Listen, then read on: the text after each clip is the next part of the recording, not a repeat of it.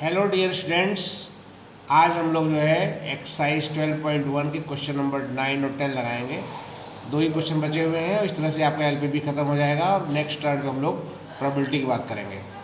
तो question number 9 है, इसमें कॉन्स्टेंट्स जो गिवन है वो x greater than equal to 3, x plus y greater than equal to 5, x plus 2y greater than equal to 6, y greater than equal to 0। हमने पहले वाले को L1 मान लिया, दूसरे को L2, तीसरे को L3, चौथे को L4 मान लिया। इन सारी लाइनों को एक्स वाई प्लेन पर हम प्लॉट करते हैं तो हम देखते हैं कि ये लाइनें जो है एक दूसरे को काटती हैं, ई पे काटती हैं और एफ पे काटती हैं। तो सॉल्व करने पे जो ई और एफ कोऑर्डिनेट आएंगे वो 4,1 और 3,2 आते हैं।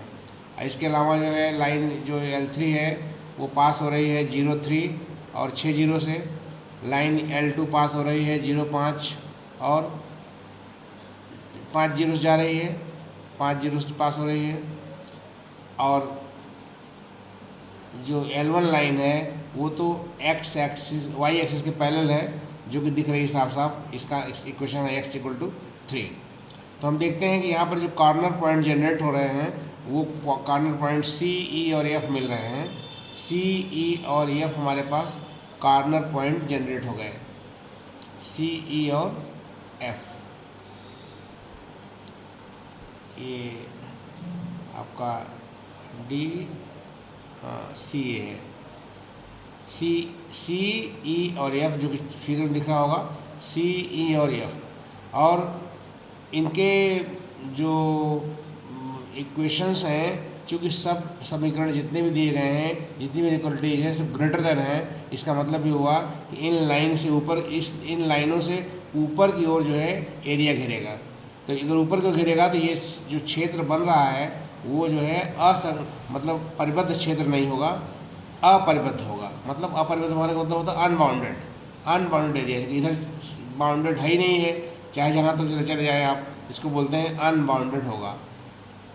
इसका मतलब फिजिबल रीजन जो होगा वो अनबाउंडेड होगा। अब उसके बाद ये कहाँ पे मैक्सिमम वैल्यू होगी, कहाँ मिनिमम होगी, उसके लिए हम F, E और C पर Z का मान निकालेंगे। -6, -2, 1। ऐसा लगता है कि Z मैक्सिमम 1 हो जाएगा 0.3, 2 पे। लेकिन हम देखते हैं कि फिजिबल रीजन जो है अनबाउंडेड है, इसलिए हम जो ऑब्जेक्टिव फंक्शन दिया गया है Z equal to -x plus 2y, उससे -x plus 2y greater than 1 का ग्राफ खींचेंगे। तो देखते हैं कि half plane represented by the line represented by the inequality -x plus 2y greater than 1 has points common with feasible region. यानी कि इस इनइक्वालिटी का जो पॉइंट है फिजिबल रीजन से कॉमन हो रहा है। इसका मतलब है कि Z मैक्सिमम 1 नहीं होगा। इसका मतलब हुआ कि Z के कोई भी मैक्सिमम वैल्यू नहीं हो पाएगी। इस तरह से क्वेश्चन नंबर 9 पूरा हो जाता है। क्वेश्चन नंबर 10 और लास्ट क्वेश्चन, आपके पास इनइक्वालिटीज दी गई हैं। x minus y less than equal to -1, -x plus y less than equal to 0 और x, y ग्रेटर दैन 0। मान लेते हैं L1 आपका x1 माइनस वाई बराबर -1 है, L2 आपका -x प्लस वाई बराबर 0 है। इन लाइंस को हम एक्स वाई प्लेन पे जब ड्रा करते हैं तो हमारे पास लाइन देखते हैं कि लाइंस जो है बिल्कुल पैरेलल हैं और आपका जो ग्राफ हो रहा है इनसे कोई भी एरिया घिर नहीं रहा है, क्योंकि जो लाइन L1 है इसके जो है ग्राफ जो है, इसका ग्राफ जो है लेस दैन इक्वल टू -1 है। इसका मतलब इसका ग्राफ ऊपर की ओर चला जा रहा है इस प्रकार से, और इसका ग्राफ जो हो रहा है नीचे की ओर चला जा रहा है। तो हम देख रहे हैं कि इन लाइन से भी, इन इक्वलिटीज से कोई भी एरिया नहीं घिर रहा है। इसका मतलब हुआ कि फिजिबल रीजन, इसमें कोई भी फिजिबल रीजन नहीं होगा, क्योंकि कॉमन रीजन कुछ नहीं आ रहा है।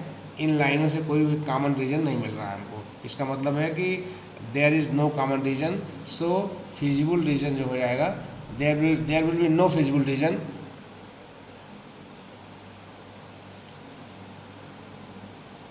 Of this objective function Z।